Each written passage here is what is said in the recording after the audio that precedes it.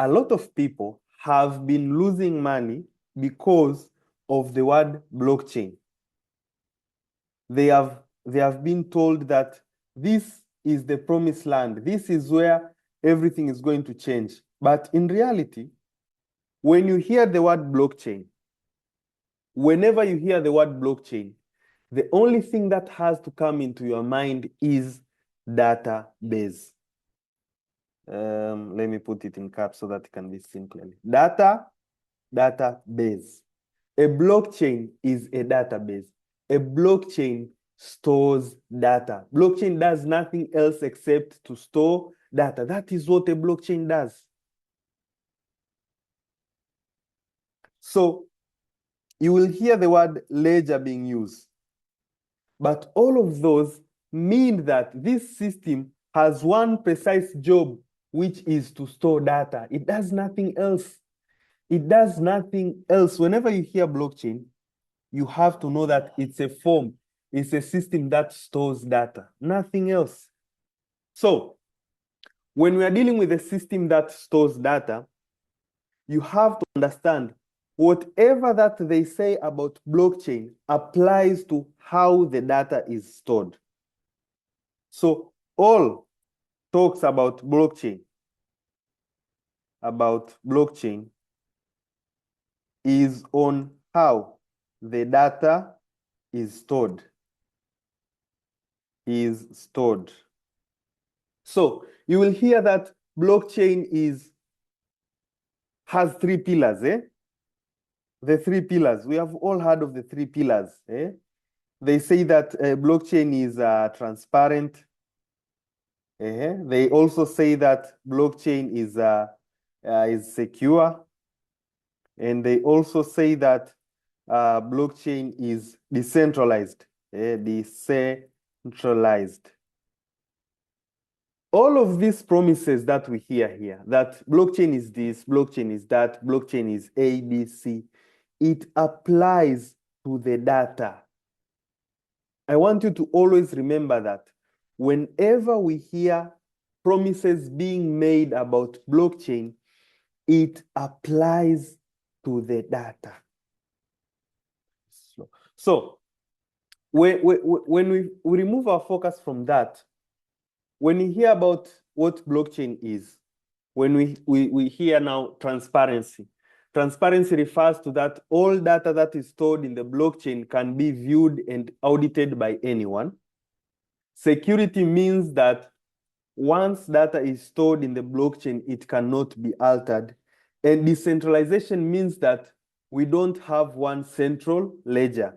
The ledger is usually distributed among random people who just wish to download and record those information. That's what it does. But what blockchain is not is the fact that people have been treating blockchain like a stamp of legitimacy. They have been conned because the people promised them it's going to be magical because blockchain is involved. Something which is not true, something which is not right. Okay? So that's the core of the business, the blockchain technology. Now, within this technology, within these ledgers, okay, there are programmable units that are mostly used to, transfer value. They're mostly used to transfer ownership and all that stuff. Now, beforehand, they were collectively called cryptocurrencies, okay? But as of now, with token taxonomy and a lot of laws being applied to this technology, we have a new definition of the word crypto, because crypto are programmable units that are running on the blockchain. So when we move from blockchain, and now we have heard about crypto, now we want to understand what crypto is. The first thing that you need to know, okay? The first thing that you need to know about crypto is a programmable unit running in the blockchain.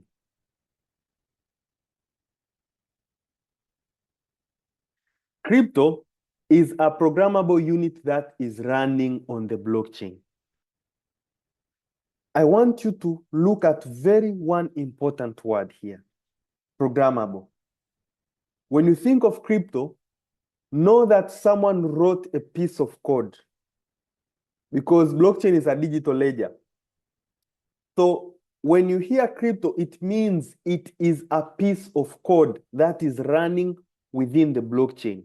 So since it's programmable, before you think of anything else when it comes to crypto, you have to know what is the crypto programmed to do. Programmed to do. This is a question that you have to ask yourself. And most people don't ask themselves this question. Is this crypto programmed to be a currency? Is it programmed to be a collectible? Is it programmed to be an economic participation token? We usually refer to them as utility tokens. Is it programmed to be a governance token? Is it programmed to be a real-world asset representation? This is what you need to know. So two cryptos cannot be the same because two cryptos can be programmed differently. The way Bitcoin works and the way Ethereum works, it's not the same. It's very different. And you need to know that before now you think of investing in any cryptocurrency. In our sessions, we usually cover a lot. What should someone look under the hood when they want to buy a cryptocurrency? We cover them a lot. And today we are going to speak about those in a bit. But you have to know crypto is programmable, is a programmable unit. Someone decided to write that piece of code. And before you buy any crypto, you have to know what was that crypto programmed to do. What was that crypto programmed to do? And it's that easy.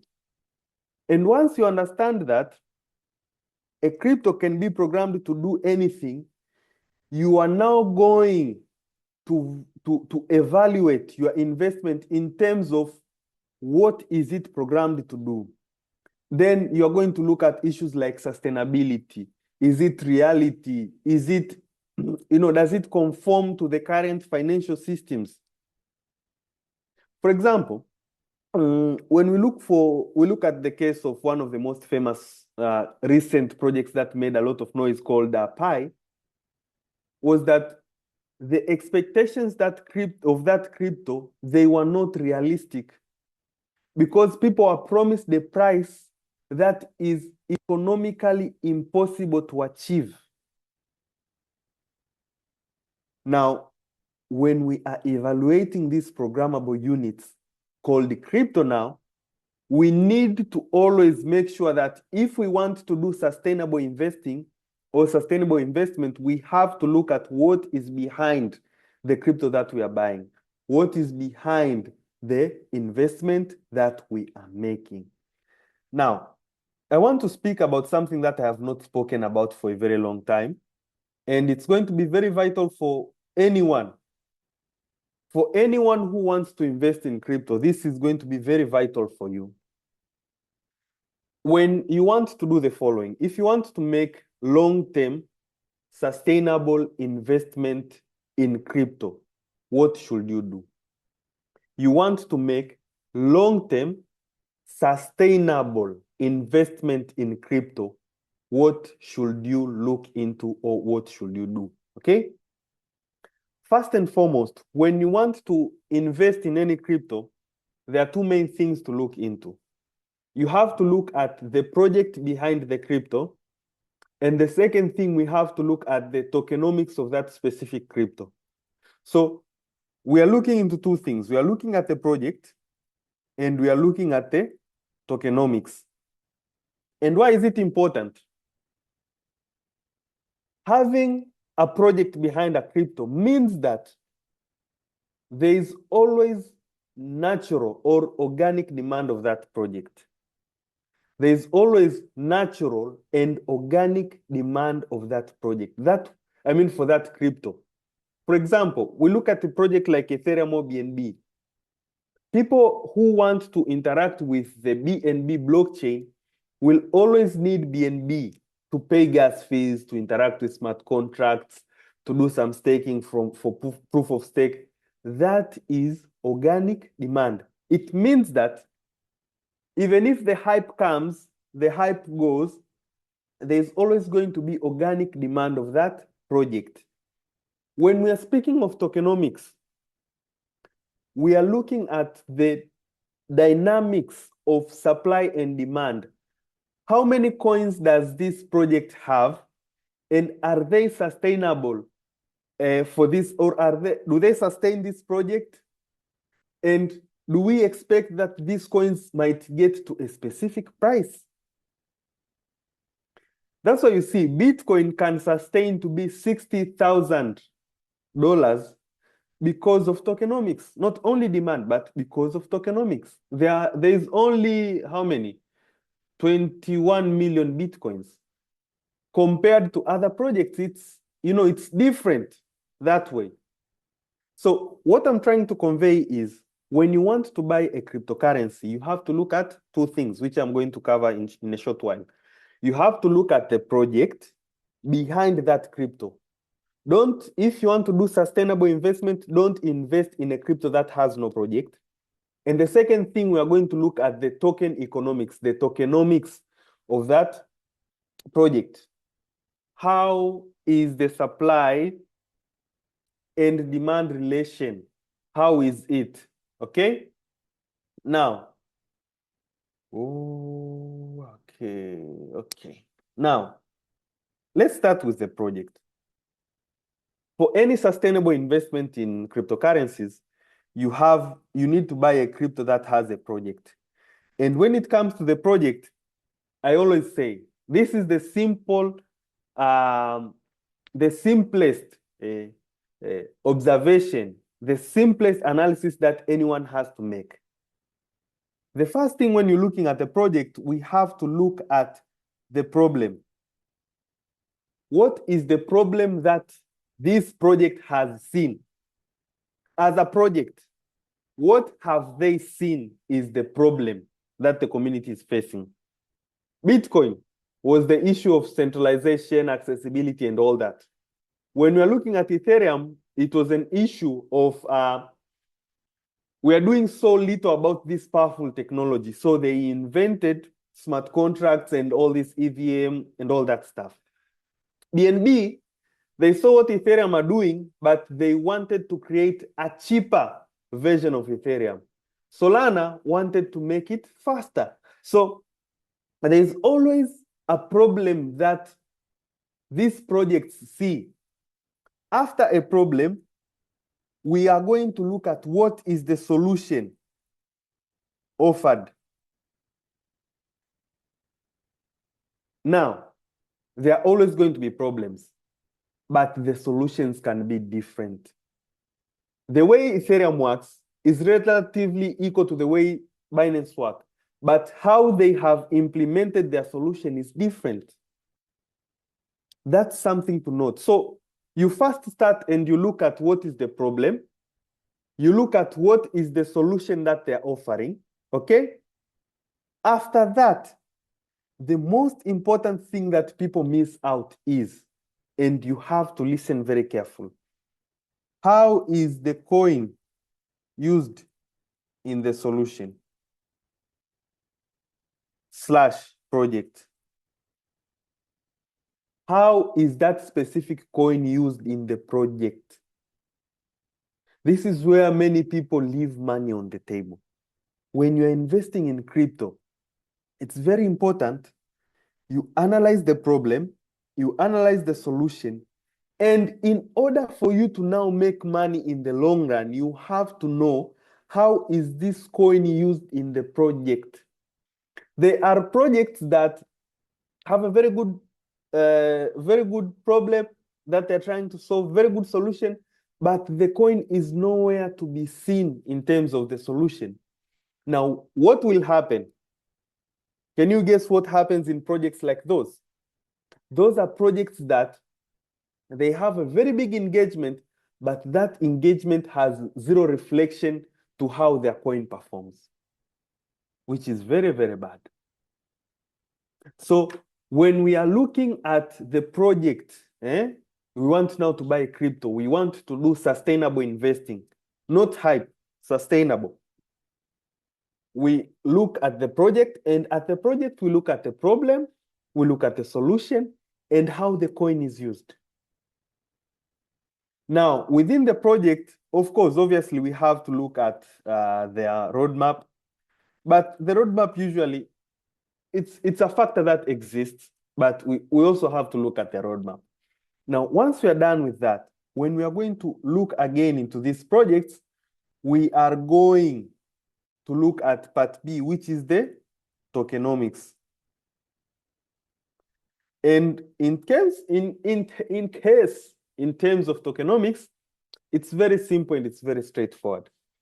In tokenomics, we mostly look at the supply of the coin.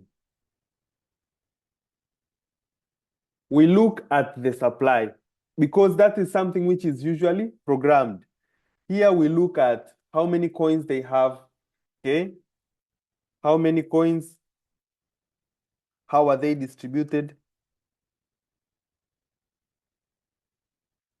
How are they distributed? And things of that nature. But I'm not going to speak mostly about tokenomics today. I wanted mostly for us to focus on looking at, if you want to make investment in cryptocurrencies, you have to look at the project. It's very, very important for you. The main aim of these sessions is to have a big community of people who understand what they are doing. It's very important when it comes to cryptocurrencies to understand what you are doing. I meet a lot of people who claim that they know crypto and they speak rubbish. And it's very disappointing, but my job is to make sure that we have a bigger community of people who understand what they are doing, okay? And with time, the community is growing. The community is growing. As you can see on Zoom, we have more than 30 participants on an English Zoom, which is very rare. These numbers were used for them in Swahili, but today, on an English Zoom, it was very good. Now, when we speak about blockchain, when we speak about cryptocurrencies, at the end of the day, for you to make money, you need to buy a certain cryptocurrency. You need to buy a certain crypto. We have covered on what you need to look at when you're investing in crypto. And that's the thing that drove me and a group of fellows who we have been working together since 2021, others 2023, to start using the Inkryptus wallet. And that's what we are going to end the session with, okay? When we are speaking about Inkryptus, Inkryptus is a wallet, just like Binance, KuCoin, many other wallets. But Inkryptus offers a specific service to the majority of people who don't have technical understanding, okay? Inkryptus allows you to interact with decentralized finance in a centralized service. So when we started, we said Inkryptus was a DeFi wallet. And if you have ever heard the word DeFi, this technically means decentralized finance.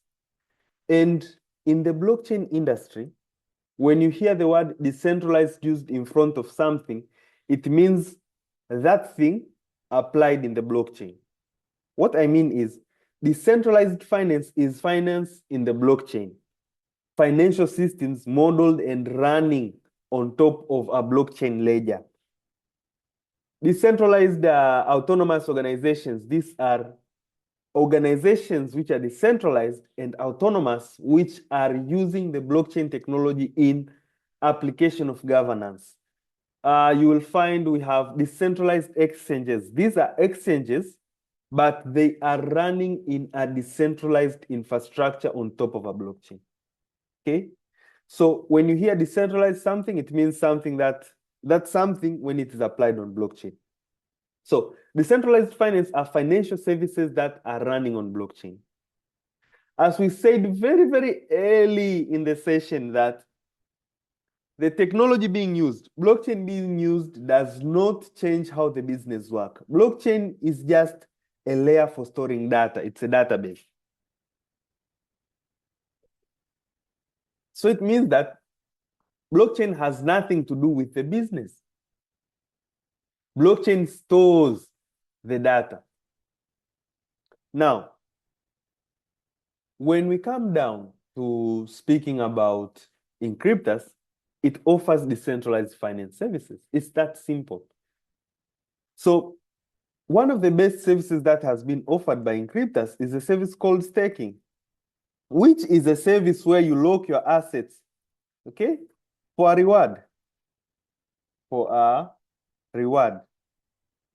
And this reward can come from different methods, different ways. But the thing is, you are locking your assets. Locking your assets for a reward. Now, for the case of Inkryptus, these rewards have been coming from rewards. They have been coming from new tokens. New tokens coming into supply. And what do I mean by this? For example, let's speak of Inkryptus as Inkryptus, okay? With Inkryptus, they have a maximum supply, okay, of 200 million INKY, okay? This is the maximum supply of Inkryptus. Okay, when they launch their project, they say, okay, guys, we are going to have 200 million INKY. Now, they did an initial mint, okay, of 10 million INKY, which went to the company to launch everything, to start everything, the 10 million INKY. Now, what was left that has to go to the public was 190 million INKY. Now, if you supply all these tokens at once to an industry, to people that don't know you, it's going to be a problem. So they said we need to release these coins slowly. And by doing so, they decided that since we already provide DeFi service, we are going to use staking as one of those DeFi service in supplying these new coins into circulation. Inkryptus opted to provide or to distribute the rest of their supply by staking. So they released per day. When they started, it was 10,000 maximum. But today there is an update which moves that to 15,000 INKY per day. Now this is distributed among people who have what? Who have staked. Among people who have done staking. So when you hear that, oh, I am making passive income with Inkryptus, it means that you bought your assets, you bought your coins, and you locked them. And in return now, you are getting these new coins that are coming into circulation.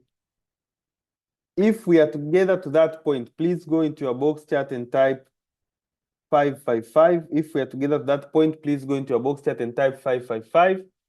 And for those who are joining the session, for those who are currently live on this session, you can you can share the session so that we can keep learning together, though we are at the end. And you can also join our Zoom sessions, so you can follow me and send me a direct message so that you can join in our groups and you can learn. Because at the end of the day, we teach you by helping you to learn. We teach you so that you learn and you can get more understanding in what you are doing. We don't tell you to invest, we tell you to learn more. Because the only confidence that you'll ever, the only thing that will make you confident in your investing is to understand what you are doing. And that's why we teach. So if you are together to that point, please go into your box chat and type 555. And you have to understand this is not a magical business. There are risks involved when you are engaging with cryptocurrencies. And the major risk is price fluctuation. It's not that the platform might disappear someday, no. The only risk that you have or you are going to be exposed to is price fluctuation. The price changes with time, and it's totally okay because that's how it is. So once you understand that there is price fluctuation in this business, you will not be wary, you'll not fear when the price changes with time. It's totally okay because that's how the business is. You know, when we look for example, at the case of Bitcoin started at when I started to do follow-ups, it was 12,000. It went to 20,000. And I remember I just graduated high school back then. And it went down from 20,000 to 3,000. From 3,000, it went to 69,000, 65 or something like 69 it was. Went back to 15,000. Went up to 120 something thousand. Now it's at 60,000. So these fluctuations are there. It's part of the business. But the good thing about investing in INK, so far it has been one of the most stable assets that I have seen because I've been with INK since 2023, buying it, staking it, and making very good profit. It's one of the most stable assets that I have been with, for a span of 3 years, giving clients a return of more than 6,000%. It's 600, I think, percent. No, 6,000%. 60x in the last 2 to 3 years. It's a very solid performance. So I believe that with that, if you have any question to this point, please, you can go to the box chat and